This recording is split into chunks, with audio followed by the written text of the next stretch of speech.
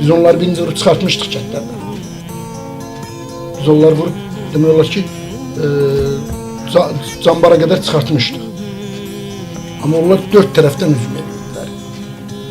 Onlar kilsə tərəfdən də gəlirdilər. Bir tərəfi gəlirdi, bu biri Süsəndən gəlirdilər, bir tərəf Qafan tərəfdən, bir neçə yerdən gəlirdilər. Mümkün olmurdu, bizdə az idik, razvedkan uşaqlar çox az idi. Onda 25-30 nəfər döyüşdə bir də orada olan insanlar. Ora kömək gələnə qədər eyni zamanda da ağır artilleriya onlara köməklik edib, yuxarıdan tökürdülər. Onlar planlı şəkildə bilirdilər ki, bir yol var, o yoldan gəlmək üçün də o yolu bağlamaq lazımdır. Gələn gəlir. Biz həm onları çıxardıq, həm orada qız gəlini, cəmaatı, orada olan əldən ayaqdan düşmüş körpəni uşağı çıxardıq. Allah eləməsin ki, o bir söz işlətdi, Allah eləməsin ki, bizim gözümüz görə-görə ikinci bir Xocalı faciəsini yaşayaq.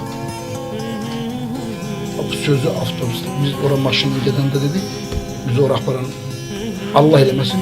Ondan öncə bizdən də nə deyirsən, arada bizim dəli oğlan dedim ki, nə deyirsən olmaz, yəqin ki olmaz. Allah bizə ölümü qismət eləyər, amma biz onu görmərik. Bu bir ikincisi də biz Zəngilanlıq döyüşəcəyik. İnşallah ki, Allah Subhanahu Taala bizə o döyüş ruhunu vermişdi, var idi də. Orada bölgülər gedəndə yenə o sözünü işlət ki, əsl kişi meydanı indidir, görəcək kim nəyə qadirdir. Bir neçə sahədə biz o düşmənli yeri oturdanda Adillə bir yerdeydik. Sonra uşaq gəldi, dedi ki, aşağıda uşaqlar mostun yanında ermənilər onları sıkıştırıb, onlar çıxdılar. Uşaqlar getdi. Yaralandı.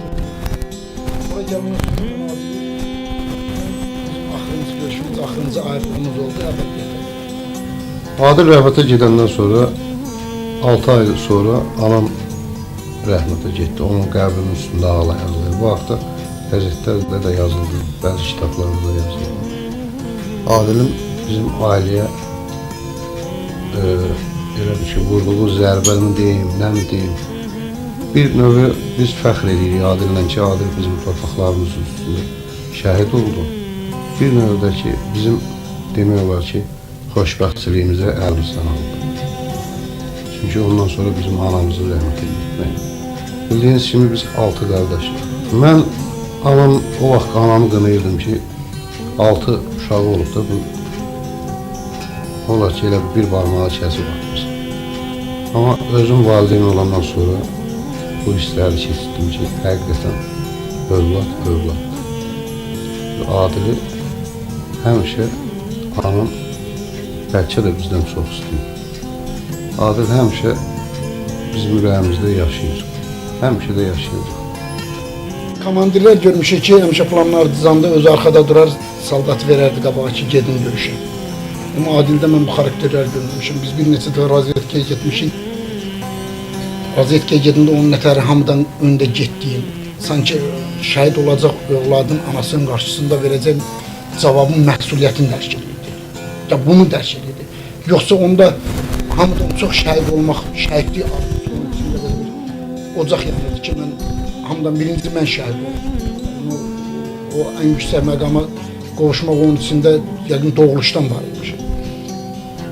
Yadımdadır, biz sənə razvedkaya gedəndə bir neçə zabit səslə heyət var idi. Adilin orada hamıdan qabaqda getdiyim heç yadından çıxdı. Biraz canlıydı, biz onda cavan, biraz ondan adasa hərəkətli idik. Amma qabağa keçən kimi, ki, arxadan qısqanclıq mı deyim, ya bunun, yenə deyim, orada bir o liderlik məsuliyyəti mi deyim, nəsə belə bir şey var. O həmişə qabağa özü getirdi. Oturub söhbət edəndə deyirdim ki, Rüstəmov, həmişə də familiyəni ki, dedim, Rüstəmov, nəysə belə delirsən ətərdi mübarizə. Birdən olar ki, anaların göz yaşlarını görmüşüm. Burada bir hadisə baş verir. Qoy mən o cavabı verim. Deyirdim, nətər yaxşı cavabı kim verəcək? Deyirdim, mən ondan qabaq şəhid olacam, o şəhid olsa da. Onun anası gəlib mənim anama təskinlik verəcək. Onun anası mənim anamla sənin oğlun qaçdı deyəcək. Onda belə bir kişilik xüsusiyyətləri var. Adil haqqında danışmaq həm çətindir, həm şərəflidir. Bu da mənim özüm üçün bir borc hesab edirəm. Deməli, Adillə tanışdığımız təbii ki, rayondan olubdur. Rayonda Adili hamı bir gənc, idmançı kimi fərqlənən bir yeniyetmə kimi tanıyırlar. Yaşda da bizdən böyük. Bilirsiniz, Sovet İttifaqı vaxtında bu əlbəyaxat döyüş növləri, tək döyüş növləri məxfi qadağan olunmuş bir hissə idi. Çox çətinliklə mən 87-ci ildə instituta girəndən sonra həvəsimiz bilirsiniz filmlərdən, ondan sonra elə qeyri-legal çap olunmuş kitablardan biz karate haqqında, uşaq haqqında, taekwondo haqqında belə məlumatlar alırıq. Mən də gənc kimi həvəsim vardı. Bakıya gələndə tələbə birinci kursda oxuyanda, tələbəçilik həyatına başlayanda çox çətinliklə olsa nelegal şəraitdə Süleyman Məmmədov idi. Hamımız tanıdığı Süleyman Məmmədovun basına yazıldı. İdmanla məşğul olmağa başladı. Deməli, rayona bu tətil vaxtları, rayona Zəngilana getdiyimiz vaxtlar eşitdim ki, Adil də bizim həmyaşıdlarla deyək, onların arasında adını çəkməsin düz olmaz. Aydın Qocayev rəhmətli, Teymur Fərəzov rəhmətli, sonra elə Adilin öz qardaşı Elşad, İlqar Paşayev, yadıma gələnlər, yadımdan çıxanlar mənə inciməsin. Onlarla da məşq keçirdi Adil. Mən də təbii ki, bir həvəskar idmançı kimi qatılırdım məşqlərə. Orada mənim üçün maraqlı olan çox faktlar var idi. Biz tətbiqi idman növləri deyirik ki, bunlar tam qadağan olunmuş fəndlər deyək, fəndlər idi. Adil bunları tədris edirdi uşaqlara. Biz Adil həmişə, belə deyək, onda müharibə işin fikirləşmirdi, yercəsi Adil uşaqları əskərliyə hazırlayırdı. Döyüş növlərinə sevgi, vətənpərvərlik, millətimizin Azərbaycanın gəlirini bilmək və onu layiqincə təmsil eləmək kimi mövzularda adətən söhbətlər apardı. Bilirsiniz, şərq döyüş növləri fəlsəfəsiz olmur. Müəyyən mənada yox, tam mənada insan beyni ilə döyüşür. Əzələsi ilə, əli ilə, qolu ilə yox. Mən də təbii ki, bu fəndlər mənim üçün maraqlı idi. Çünki mən Bakıda keçdiyim idman məşqlərində bu cür fəndlərlə rastlaşmırdım. Və mən başa düşdüm ki, Adil o vaxtları bizim, belə deyək, gəncləri, bizim tələbələri, mən də onların içində olmaqla xüsusi təyinatda olduğu dövrlərdən yadında qalan fəndlərlə, digər deyək ki, fizika hazırlıq məşqləri ilə hazırlayılmış. Araşdırandan sonra təbii ki, bunu Adillə şəxsi tanışdığımız, münasibətimiz, dostluğumuz var idi. Onda Adilin özündən soruşanda, Adil Qazaxstanda daxili qoşunların tərkibində, SSR daxili qoşunların tərkibində, o vaxtlar Rusya Krakovoy Beretov deyildilər onlara, Bardovoy Beretov, Krakovoy Beretov deyildilər. Onlar xüsusi təyinatlı idi, kütləvi ixtişaşlara yatırılması üçün, xüsusi təhlükəli cinayətlərin yaxalanması, saxlanması üçün tətbiq olunan xüsusi təyinatlı dəstənin üzvü olmuşdu. Starşina rütbəsində məhz oradan yadında qalan fəndləri bizə tədris edilmiş. Mən buna bir daha əmin oldum. Və mən çox inanıram ki, Adilin öyrətdiyi uşaqlar sonradan 1-ci Qarabağ Savaşında döyüşçü kimi bilirsiniz, Adilin özü ilə bir yerdə müharibədə olanda bu hazırlıq, fizika hazırlıq deyək, fizika hazırlıq onların çox köməyinə gəldi.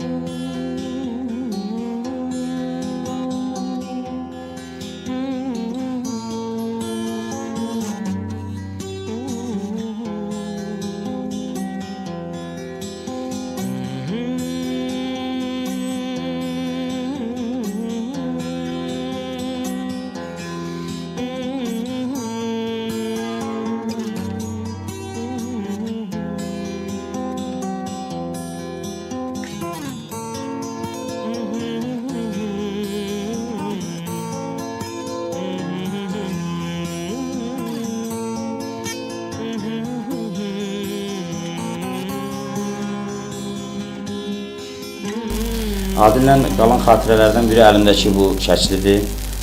Adil bunu indi inşallah digər formada bunun üçün ATV-də nümayiş elətdirərik.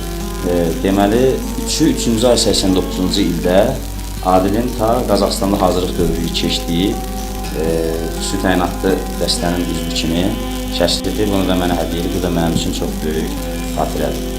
Öz dəstəyi? Təbii, öz imzası ilə və öz dəst xətti ilə. Məndən Azərə yadigar olaraq Bakı şəhəri 3-cü ay 89-cu il Adil. Deməli, sevindirici haldır ki, mən sözümün yekununda deyim, mənim üçün fəxrdir, şərəfdir ki, mən bu günləri təqaüddə olan bir hərbiçi kimi danışıram. Deməli, Adilin oğlu, məsələn, mənə məktub yazır e-mailimə, Ziya Rüstəmov olaraq. 592 balla səhv eləmirəmsə, yüksək bir balla polis akademiyasına qəbul olub, 3-cü kursda oxuyur. İdman hazırlığı yüksək səviyyədə də atasına oxşuyubdur. İnşallah bizim də bir böyük kimi nəzərimiz üstlərindədir. Bizim məsləhətə gücümüz çatar. Məsləhətimizi heç vaxt əski eləməyəcəyik, necə ki vaxtında Adil məsləhətimizdən əski eləməyib. Allah Adilə rəhmət eləsin, amma mən Azərbaycan əmin olsun ki, bu torpaq Adil kimi olanları çox yetişdirəcək və yetişdirir. Allah Adilə rəhmət eləsin. Şıxavuz tərəfdə Allah rəhmət eləsin, Baloğlan ora razyetkə getmək lazım idi. Axşam biz də getdik, 4 nəfər də biz getdik. Amma Adilə demişdi. Adil bizim komandirimiz olduğunu demişdi. Biz getdik, yer oldu ki, neyse alınmadı. Qaydanda da bizim yolda maşının benzini qutardı. İlişdik, qaldıq. Qal ki, qalasın. Biz gələndə gəldim, gördüm, oturub, Allah rəhmət eləsin, mənim kravatımın ayaq tərəfindən səhər-səhər artıq bir padyon verilib, hamı ayağa qalxıb. Səhər girəndə avtomat belə götürdü, dedi ki, bilsəydim ki, səni öldürmək mənə günah deyil, sən sevdiyimdən öldürərdin. Yəni, onun öz saldatına qarşı olan məhəbbətindən gəlir ki, o ancaq nə fikirləşib, bunlar getdilər. Səhərlərdən biri, hamısı dəliqanlı cavabını gördülər, Baloğlan vardı. Baloğlan bizim Adil komandirimiz idi, Baloğlan komandiri.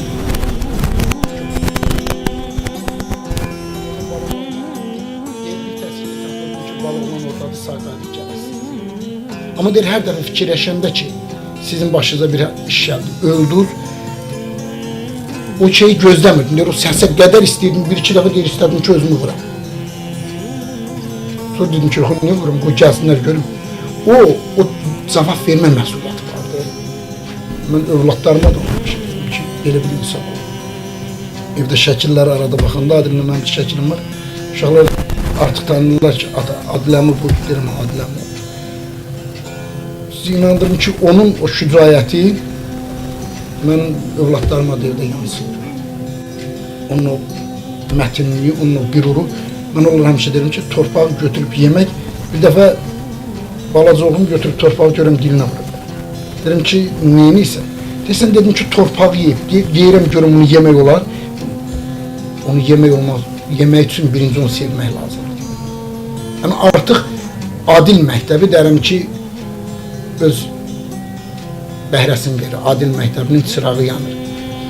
Bunu bütün Azərbaycanda, bütün dünyada bunu örnek var ki, vətəni necə sevilir? Vətəni sən ölüm ayağında durğun torpaq, yəni bu torpaq üçün, bu millət üçün, bu xalq üçün, bu dövlət üçün, Azərbaycan bütövlüyü üçün ölmək, birinci onu sevmək lazım. Sevgi olmasa ölmək boş şeydir. Adilə bütün rayon cəmaatı ümumiyyətlə həmişə hörmət edir. Çünki Adil həmişə canfəşanlıq edirdi. Dacı özü kəşfiyyat rotasının komandiri olmamışdan qabaq onun müəssisəsi vardı. Müəssisəsinin pulu ilə bəzi produktlar, zadlar alıb aparıb döyüş nöqtəsinə gedir. Deyir ki, mən burada oturub, o uşaqlarla oturub çörək yeyincə gedib bərabər həmən o səngərdə yatan uşaqlarla gedib çörəyimi yeyərəm, onda daha rahat olaram. Daha o yemək mənə şey olar, ürəyimə yatır. Sonradan da kəşfiyyat rotasının komandiri keçəndən sonra daha Adilin ümumiyyətlə hörməti böyüdür, lap böyüdür. Həddindən artıq böyüdür.